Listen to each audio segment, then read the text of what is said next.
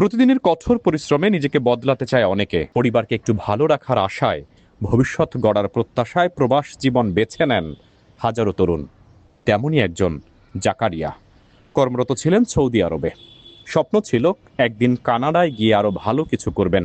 একদিন সৌদি আরবেই তার মোবাইলে আসে একটি ফোন কল। গ্রামের পরিচিত একজন জনাব আলী। একই এলাকার মানুষ হওয়ায় বিশ্বাস জন্মায় সহজেই। সৌদিতে এত কষ্ট কেন করছো, কানাডায় চলে যাও, ভালো থাকবে। এই প্রলোভনেই যেন হেমিলনের বাঁশিওয়ালার সুর। জাকারিয়ার চোখে মুখে ফুটে ওঠে নতুন স্বপ্ন। ধীরে ধীরে নিজের জমানো 5,20,000 টাকা তুলে দেন জনাব আলীর হাতে কানাডার ভিসার আশায়। সব টাকা দেওয়ার পর শুরু হয় অপেক্ষা, কিন্তু সময় গড়ায় ভিসা আসে না। বরং যোগাযোগ বন্ধ করে দেন জনাব আলী। শুরু হয় টালবাহানা। সৌদি আরবে বসে জাকারিয়ার সামনে নেমে আসে অন্ধকার। প্রতারিত হয়ে সৌদি থেকেই জাকারিয়া তার পরিবারকে বিষয়টি জানান।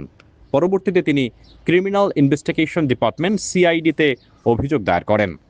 অভিযোগের সূত্র ধরে ম্যাক্স টিভি ভিডি অনুসন্ধানে নামে। দলটি ছুটে যায় সুনামগঞ্জ জেলার নারায়ণদ্রপুর গ্রামে অভিযুক্তের বাড়িতে। ক্যামেরা ও মাইক দেখে প্রথমে বাড়ির সবাই সরে যান, তবে ক্যামেরাম্যানের ফ্রেমে ধরা পড়েন জনাব আলী।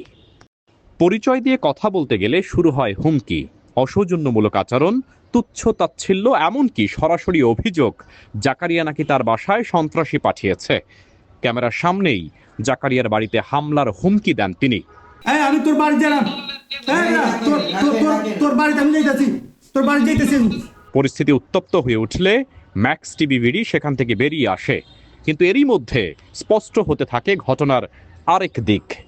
স্থানীয় একাধিক সাধারণ মানুষের সঙ্গে কথা বলে জানা যায়, এর আগেও নানা কৌশলে বহু মানুষের কাছ থেকে টাকা নেওয়ার অভিযোগ রয়েছে জনাব আলীর বিরুদ্ধে।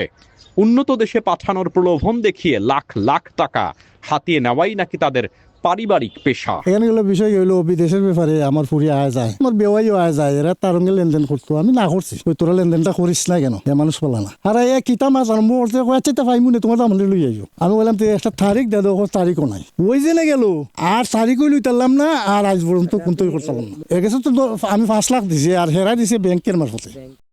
ঢাকায় ফিরে জাকারিয়ার সঙ্গে কথা হয় আমাদের। কান্নায় ভেঙে পড়েন তিনি। তিনি অভিযোগ করেন, আমাদের অনুসন্ধানের পর তার পরিবারকে আরও চাপে রাখা হচ্ছে। লোকজন নিয়ে বাড়িতে গিয়ে হুমকি দেওয়া হয়েছে।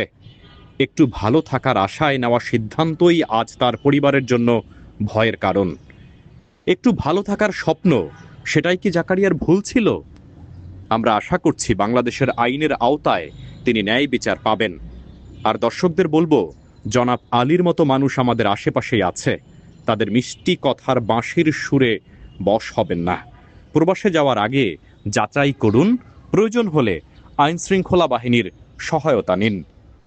আমি মিলন চৌধুরী, ক্যামেরায় সাজ্জাদ, দেখছিলেন ম্যাক্স টিভি ভিডি ক্রাইম ফাইল।